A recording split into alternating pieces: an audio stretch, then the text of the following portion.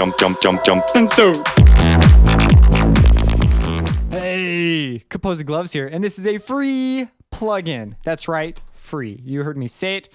Maybe when you see this video, it won't be free, but it's been free ever since its inception. So I don't know. They're really cool who made this. Anyways, what it is a chord analyzer.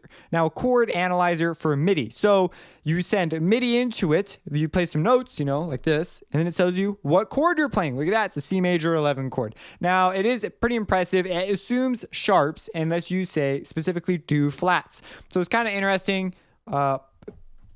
Because like A sharp major is anyway, so make sure you got to know a little bit of theory to use this effectively, but it is an excellent learning tool. Now, if you play a single note, it'll put a parenthesis indicating you're playing a single note. If you play a major chord, it'll take the parentheses away to show you that it is now a major chord. If you play a 7, it'll tell you what kind of 7 you are playing. Now, there are some weird exceptions here, but if you don't know what those are, I'm not going to trouble you with them. Go watch my MIDI music theory series. There's a funny thing you could do with it where if you just hit a crap ton of notes, it'll tell you you're playing note soup, and whatever the lowest note is, that's the note soup of your note. So kind of an interesting deal. Again, you can engage flats to tell it to say, oh, that's a flat chord as opposed to a sharp chord. And that is the extent I really use for it. Now, if you want to use this while you're hearing sound, because here it's a little unintuitive, this is what you got to do. You got to open up you have to open up Patcher. There's a number of ways you can do this. This is just the way that I did it. So Patcher. I know you're in here. There it is. Oh, it's even labeled Patcher. And you go to your show plugin picker or pick F8. It will line up in your synth category by default. So synth, there it is, Midi Chord Analyzer. And if you double click it, it will show up. And now you can add in another plugin. Like let's say you want to throw in, what's here? Let's go to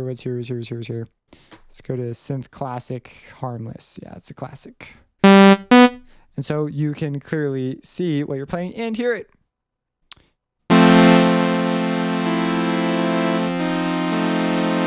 Oh, it even tells you notes that you're not playing, so it's kind of interesting. He has some options for voicing. So cool. It doesn't indicate the octave you're playing, so that's the thing.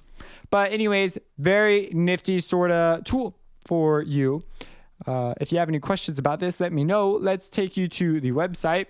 Oh, one other note. I have found... if it was vectoral, if you could resize it, that would be so dope. It's not vectoral though, so you can't resize it, but it would be amazing if you could resize it. Just so cool.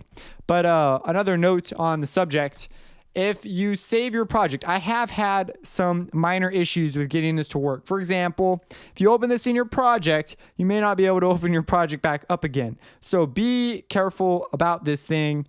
It's got some weird things in the background. So yeah, that's the thing you need to be aware of. If you save your project, you may not be able to open it again. Like I have a project where I was experimenting, saved it, opened it back up, and this plugin caused it to crash every time. I've noticed similar problems with plugins from the same site, but I still really like them. Not all of them.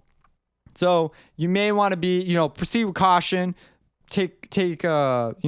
Be careful. Maybe you don't have a problem. Maybe it's just a weird thing on my computer. I don't know. Just telling you my experience.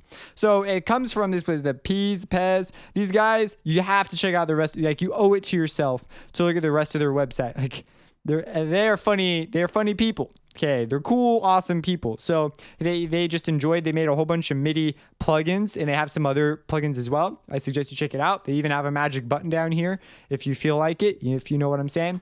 So it's just a cool place. So you can download it. These are the options you have. You have VST, an audio unit, and then it has a 64-bit version.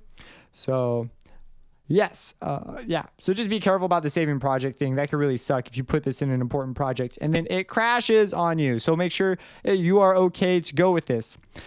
Specifically, I believe I've had this issue only when I've had it in Patcher. I have not tested it when it's not in Patcher. I know that introducing Patcher into this mix sort of changed the way things worked or something. I don't know. But anyways, when I introduced Patcher, that's when I started having issues. So just give yourself a little bit of experimentation before you start using it. Other than that, great plugin, super useful for learning. If you have any questions, again, let me know. Subscribe and have a blessed day.